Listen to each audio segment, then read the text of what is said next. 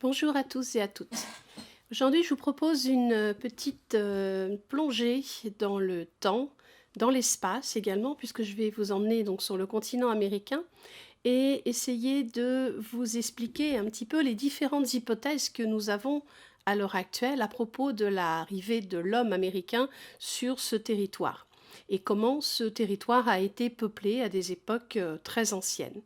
Alors, vous savez que ce n'est pas Christophe Colomb qui a découvert l'Amérique. En réalité, on connaît l'existence de ce continent depuis le Xe siècle de notre ère. À cette époque, eh bien, ce sont les Scandinaves, qu'on appelle plus communément les Vikings, qui, depuis la partie de la Norvège, vont à l'aide de leurs bateaux qui étaient tout à fait adaptés pour des longues navigations en Atlantique Nord, vont depuis la Norvège coloniser successivement la partie de l'Islande, puis le sud du Groenland, et vont entamer des navigations le long des côtes canadiennes. On pense que c'est un peu par hasard que les Vikings ont touché ces côtes actuelles du Labrador et de Terre-Neuve, mais qu'ils les ont fréquentées à différents moments.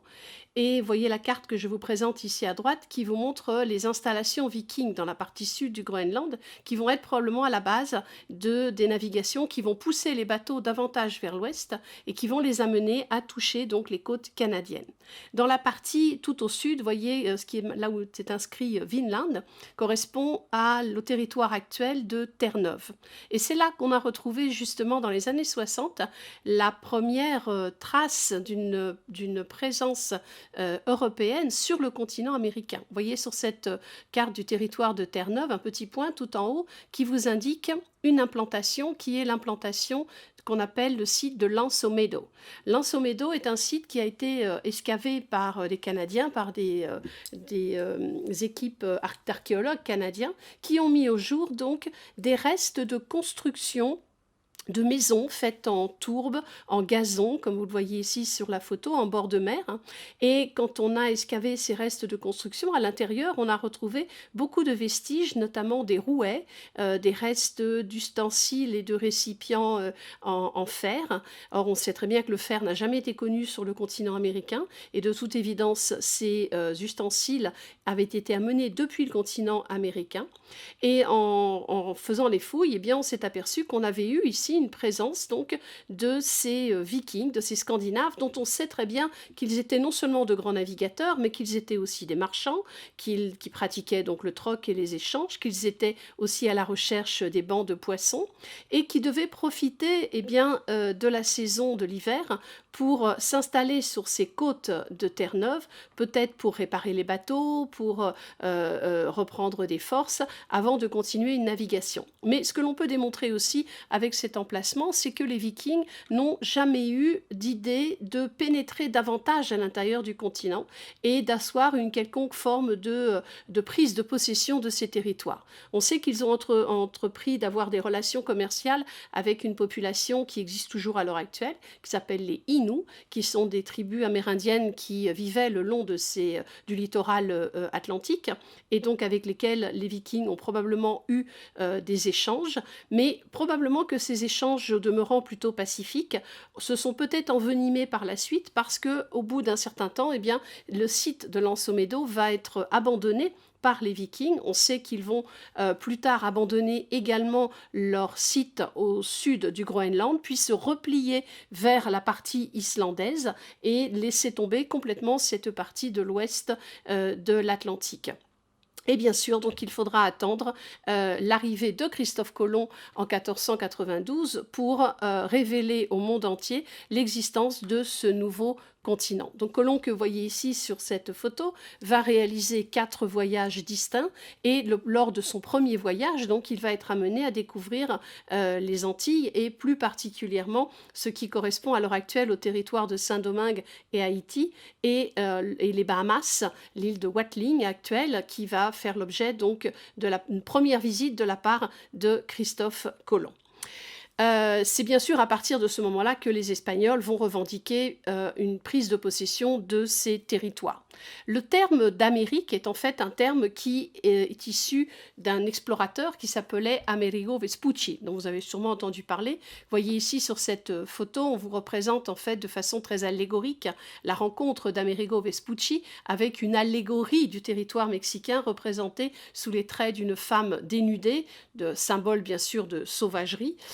Et Amerigo Vespucci est un explorateur qui va sillonner les terres sud-américaines de la Floride au Brésil entre 1497 et 1504. Il meurt en 1512 et il ne saura jamais qu'en fait son nom a été attribué à ce nouveau continent, nom qui d'ailleurs au départ n'avait rien à voir avec le nom d'Amérique, mais on appelait ces terres les Indes occidentales pour les Espagnols, la terre de la vraie croix, la terre des perroquets, par exemple, pour les Portugais, après les expéditions de Cabral sur le territoire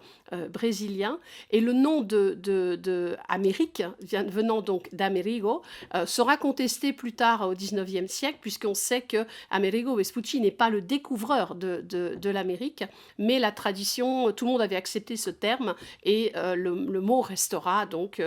ancré dans la culture locale et la culture mondiale.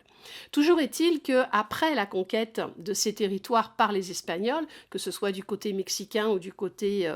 sud-américain, eh bien, on commence à s'interroger sur l'origine de ces populations. Il ne faut pas oublier que les conquistadors ont été absolument émerveillés du degré de développement atteint par ces cultures autochtones, et qu'à partir du moment où les Espagnols assoient leur pouvoir sur ces terres, eh bien, on se dit, mais après tout, on était quand même devant des cultures extrêmement développées, extrêmement organisées, extrêmement sophistiquées. D'où viennent-ils ?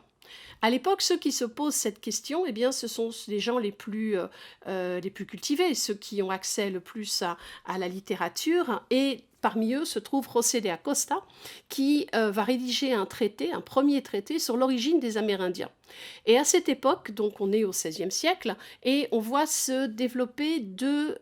théories. La première théorie qui dit « Oh mais ces gens ne sont pas suffisamment intelligents pour avoir su se développer tout seuls, ils ont forcément reçu une influence du vieux continent, du vieux monde, à savoir donc l'Europe, à un moment ou un autre de leur histoire. » Et puis une autre tendance qui, elle, dit mais non, pas du tout, ces gens étaient au contraire, on l'a vu, très, très développés, et n'ont pas eu besoin d'avoir une influence quelconque de la part de l'ancien monde, et ils ont très bien pu prendre leur propre voie de développement par eux-mêmes, sans avoir à copier sur quiconque. En fait, ces deux thèses, elles vont continuer à se rencontrer, les débats vont être virulents pendant toute l'époque coloniale, et il faudra attendre la fin du 19e et l'avènement des sciences sociales pour qu'enfin l'archéologie, la linguistique, la démographie viennent préciser justement ces données et commencer à tracer des chemins de compréhension sur l'origine de l'homme américain.